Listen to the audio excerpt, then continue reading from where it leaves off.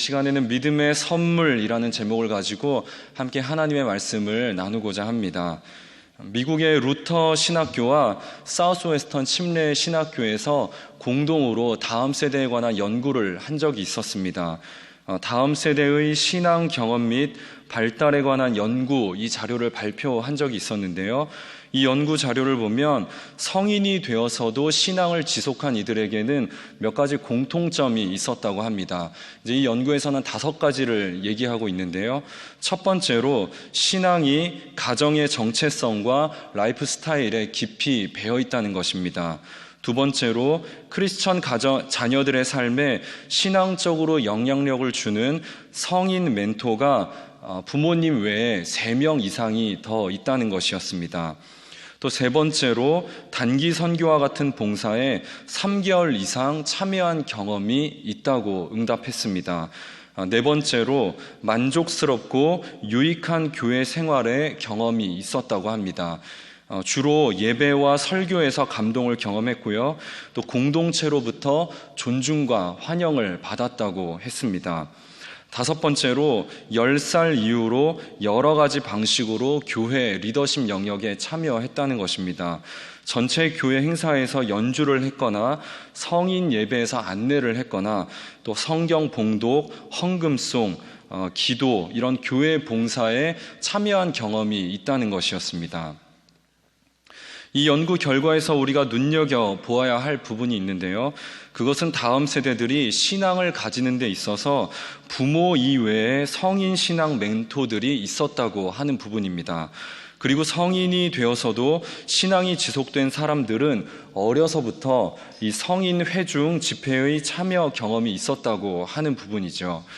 그동안 많은 교회들이 다음 세대를 집중 양육해야 한다고 해서 아이들의 눈높이에 맞는 프로그램을 개발하고 또 다음 세대에 특화된 사역들을 만들어내는데 힘을 많이 쏟았습니다. 그런데 이러한 노력들이 과연 성인이 되어서도 신앙을 지속시키게 하는 데 있어서 과연 이것이 많은 열매를 맺었느냐 했었을 때에는 생각만큼 썩 만족스러운 결과를 얻지 못했다는 것입니다. 실제로 많은 아이들이 고등부까지는 잘 나오다가 이제 청년부로 넘어가면서 아이들이 정착을 못하고 또 대학 문화에 휩쓸리면서 신앙을 잃어버리는 그런 모습들을 많이 보게 됩니다. 왜 그런가 하면 여러 가지 이유들이 있겠지만 그 중에 한 가지 이유가 이 연령대에 맞춘 분화된 사역 때문이라는 것입니다. 이 부서 사역이 아이들의 눈높이를 잘 맞춰주기는 합니다만 또 한편으로는 신앙의 세대 간의 단절을 낳을 수 있는 그러한 위험성도 가지고 있다는 것이죠. 강물의 물고기들이 이렇게 자연스럽게 오가지 않습니까? 이 물길을 오가면서 이 물고기들이 자연스럽게 산란을 하고 종을 스스로 보호하는 것처럼, 그런데 이것을 이제 중간에 볼을 쌓거나 뚝을 쌓거나 하면 이 물고기들이 다니지 못하겠죠. 그러면서 이 생태계가 파괴가 되는 것과 마찬가지라는 것입니다. 또한 부모들이 신앙의 교육의 주체가 되어야 하는데 마치 이 학원에 위탁하듯이 신앙을 교육부서에 맡겨버리고는 오히려 자녀들의 신앙에 대해 손을 놓는 그러한 경향들을 보일 수가 있다는 것이죠. 그래서 아이들이 가정에서부터 신앙 양육을 받아야 함에도 불구하고 부모들이 오히려 부서에 맡겨놨으니까 알아서 부서에서 잘 해주겠지, 그러고는 신앙에 대하여서 이 교육의 주체가 되지 못하는 그러한 모습들이 많이 나타난다는 것입니다. 따라서 최근에 여러 연구에서는 다음 세대가 성인 회중과 얼마나 통합된 신앙생활을 경험했느냐, 이것이 신앙을 지속하는 데 있어서 매우 중요하다고 여러 연구 결과에서 이야기를 하고 있는 것을 보게 됩니다. 우리 담임 목사님께서 올해 우리 교회의 표어를 하나님의 가정 이렇게 정하셨습니다. 우리 옆에 보면은 이렇게 하나님의 가정 이 플랜카드가 걸려 있는 것을 보게 되죠. 우리는 그리스도 안에서 같은 믿음을 가지고 있는 한 식구라는 겁니다. 가정 공동체라는 것이죠. 그런 의미에서 오늘 우리가 드리는 이 전세대 연합 예배, 또 얼마 전에 우리가 있었던 온 가족 성경 쓰기, 이러한 사역들이 세대를 연합하게 하고 믿음이 다음 세대에게 흘러가게 하는 데 있어서 좋은 계기를 마련해 준다는 것입니다.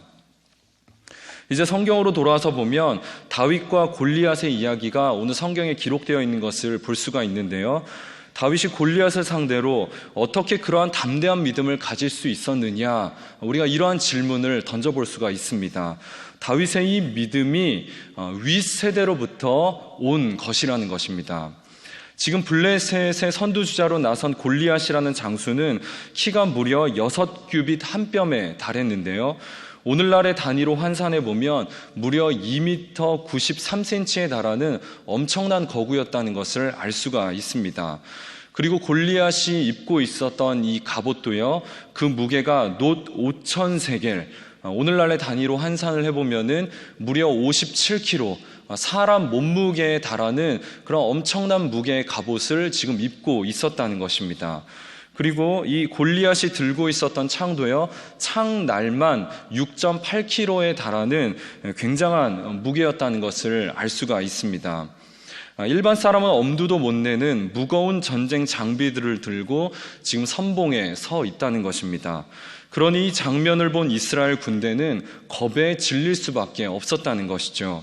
그래서 아무도 감히 지금 싸움에 나서고 있지 못하고 있는데, 그때 어린 다윗이 자신이 나와서 싸우겠다고 하는 것입니다. 내가 다른 것은 다 참을 수 있어도 저 이방인이 하나님의 이름을 욕되게 하는데 내가 그것은 참을 수 없다. 내가 나라도 나가서 싸우겠다라고 그렇게 전쟁에 자원을 하는 것입니다. 이 다윗이 전쟁에 나가려고 하니까 이제 사울이 자신이 쓰던 갑옷과 투구와 칼을 내어주죠. 그런데 다윗은 이 왕이 주는 것들을 거절합니다. 왜냐하면 너무 큰 거예요. 이 어린 다윗이 입기에는 투구도 갑옷도 이 무거운 장비들도 그렇고 너무 거추장스럽고 불편하고 무겁고, 차라리 이거 안 하겠다, 거절을 합니다. 그러고는 다윗이 평소에 쓰던, 양치기 할 때 쓰던 물매와 물맷돌, 그리고 지팡이만을 들고 이제 전쟁터로 나아가기 시작을 합니다. 여러분, 이 싸움은 누가 보아도 골리앗이 이길 거라 예상되는 그러한 싸움이었죠. 하지만 다윗은 이 싸움에서 이길 것이라고 하는 강한 확신과 믿음이 있었다는 것입니다. 왜냐하면 자신에게는 세상에서 가장 강력한 무기가 있었기 때문입니다.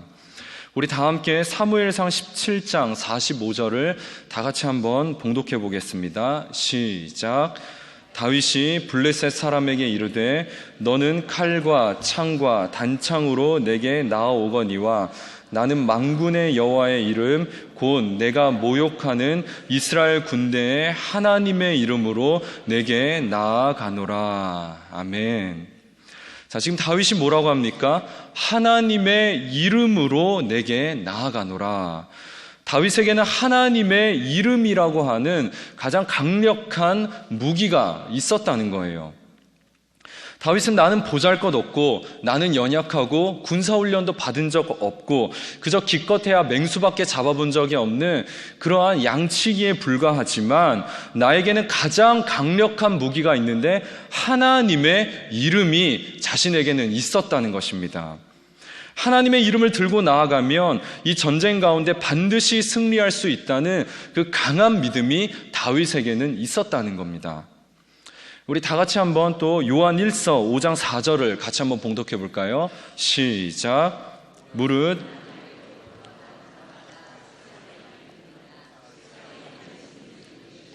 우리의 믿음이니라. 아멘. 하나님께서는 하나님의 자녀들에게 믿음이라는 가장 큰 선물을 주셨습니다.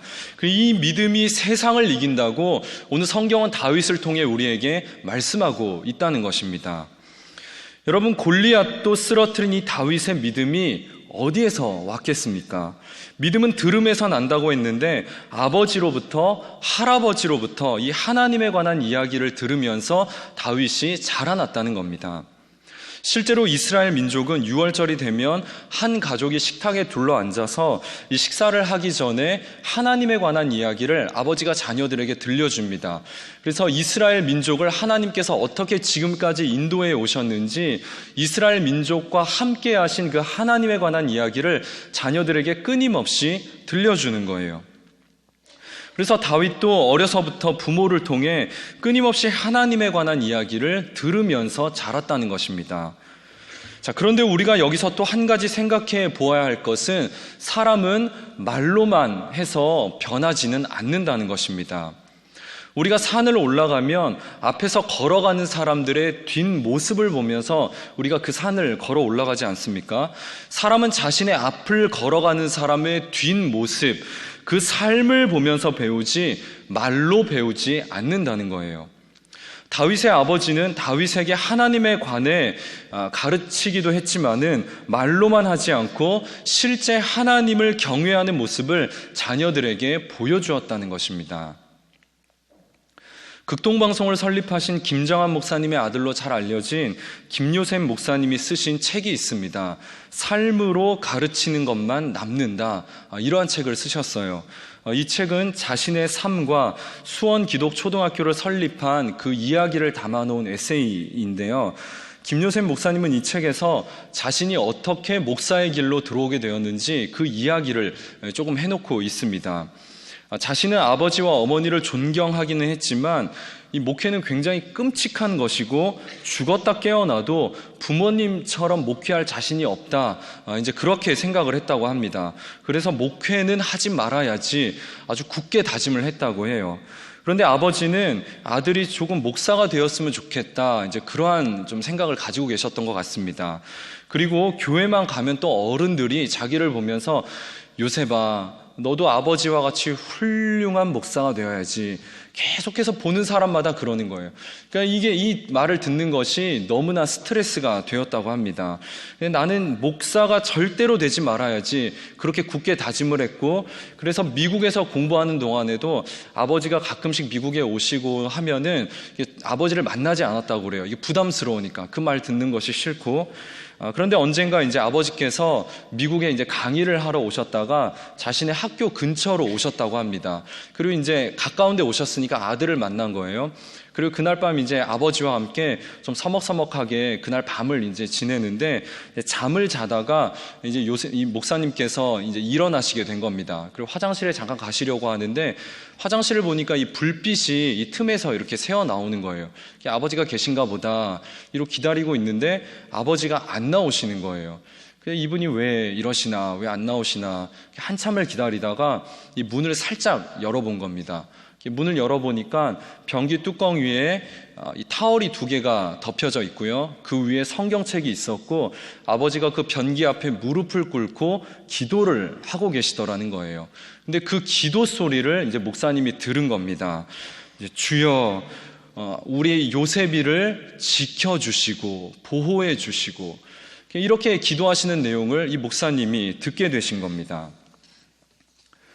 아버지는 미국에 오신 지 얼마 안 돼서 지금 시차 적응도 안 되고 잠은 이제 안 오는데, 그래서 지금 기도를 하려고 하는데 아들이 혹시라도 잠이 깰까 싶어가지고 지금 화장실에 들어가서 몰래 기도를 하고 계셨던 것이었습니다. 그때 이 요셉 목사님이 이 아버지의 모습을 보고는 이렇게 고백을 했다고 해요. 하나님, 저는 아버지처럼 훌륭한 목사는 될 수 없지만 저렇게 사는 사람이 되겠습니다.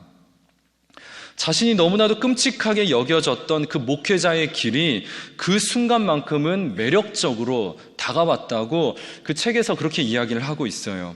그때 그 아버지의 기도하는 모습을 보면서 목회자의 삶으로 자신이 자연스럽게 초청이 되었다는 겁니다. 그러면서 이분이 이 책에서 이렇게 말씀을 하십니다. 참 배움은 강요되는 것이 아니라 삶에서 얻어진다. 제가 청소년들을 이제 오랫동안 사역을 해왔거든요. 근데 이 청소년들을 오랫동안 봐오면서 청소년들이 신앙생활을 열심히 하고 싶어도 열심히 하지 못하는 이제 이유가 하나가 있는데요. 우리는 흔히 학교 공부 때문이라고 많이들 생각을 합니다. 근데 학교 공부 때문이 아니라는 거예요. 아이들의 신앙을 막는 가장 큰 장애물은 다름 아닌 부모라는 겁니다. 아이가 찬양팀이나 임역원이나 수련회나 비전 트립이나 교회에 열심히 이제 재미를 붙이고 참여를 좀 하려고 합니다. 그러면 부모는 불안해하는 거예요. 얘가 교회에서 시간을 너무 많이 보내는 거 아니야? 공부는 제대로 하나? 이래서 대학이나 가려나? 그래서 잔소리가 나오게 되죠.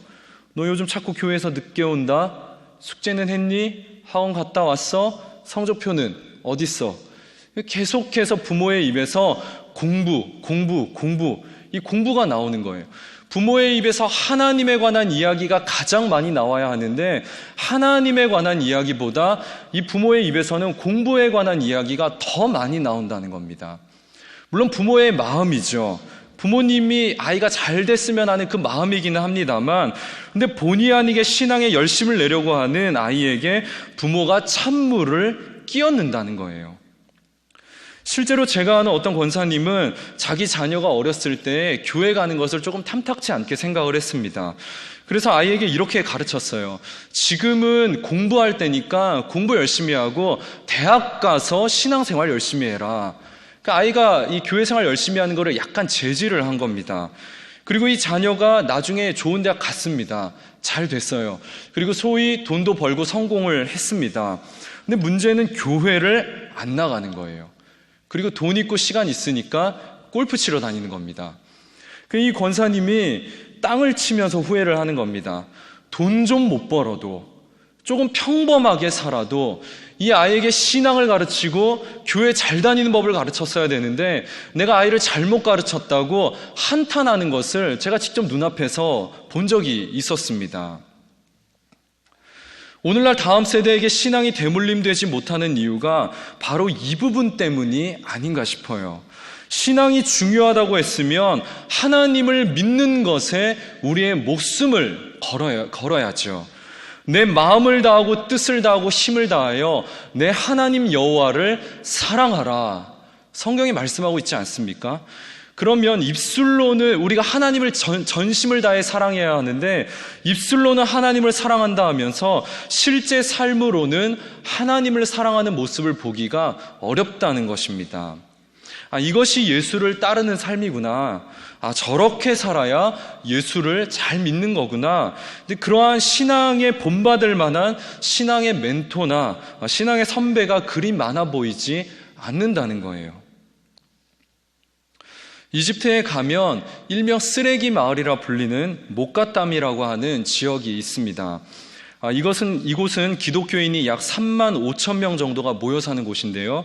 이집트 수도에서 나오는 모든 쓰레기가 이곳으로 몰려든다고 합니다. 그러면 마을 사람들이 나와서 새벽에 이 쓰레기를 다 집으로 가져갑니다. 그리고 이것을 다 분리수거해가지고 이것으로 생계를 유지하는 거예요. 이집트에서는 기독교인들이 좋은 대학을 나와도 좋은 직장에 취직하기가 어렵다고 합니다. 이슬람이 굉장히 강하기 때문에 단지 종교가 다르다는 이유만으로 정치적으로나 사회적으로 철저히 냉대를 받는다고 합니다. 그래서 사회적으로 진출이 잘 되지 않으니까 이렇게 쓰레기를 주우면서 이 사람들이 생계를 유지하고 살아가는 거예요. 그런데 이집트 기독교인들은 자신들이 이렇게 살아가는 것을 당연하게 여긴다고 합니다. 영광의 면류관으로 여기는 겁니다. 이집트 기독교인들은 아기가 태어나면서 3가지를 하는데요. 첫째는 아이를 교회에 데려가서 세례를 줍니다. 그래서 하나님의 백성이라는 것을 확인시키고 교회가 공동 양육자로 서게 되는 겁니다. 두 번째는 이름을 기독교식으로 붙여줘요. 또 3번째로는 이 아이의 오른쪽 손목의 안쪽에다가 십자가 문신을 새긴다고 합니다. 그래서 누가 봐도 기독교인이라는 것을 드러나게 하는 거예요. 이 이집트의 기독교 인구가 전체 인구의 10%에 달하는 약 1,000만 명 정도가 된다고 하는데요. 물론 이 이집트의 교회들이 예수의 신성만을 강조해서 이단으로 정죄받은 부분들이 있기는 합니다. 하지만 이들이 이슬람의 극심한 핍박 속에서도 지금까지 신앙을 지킬 수 있었던 이유는 신앙을 말로만 가르치지 않고 삶으로 가르쳤기 때문이라는 것입니다. 여러분, 우리 아이들이 이 골리앗과 같은 세상에서 어떻게 승리하는 삶을 살 수 있게 하시겠습니까? 우리가 받은 믿음의 선물을 아이들에게 주어야만 한다는 거예요. 그런데 이 믿음은 말로 전수되지 않고 우리의 부모들이, 우리의 신앙의 선배들이 먼저 믿음으로 사는 모습을 보여주기 시작할 때만이 우리의 자녀들에게 대물림 될 수 있다는 것입니다.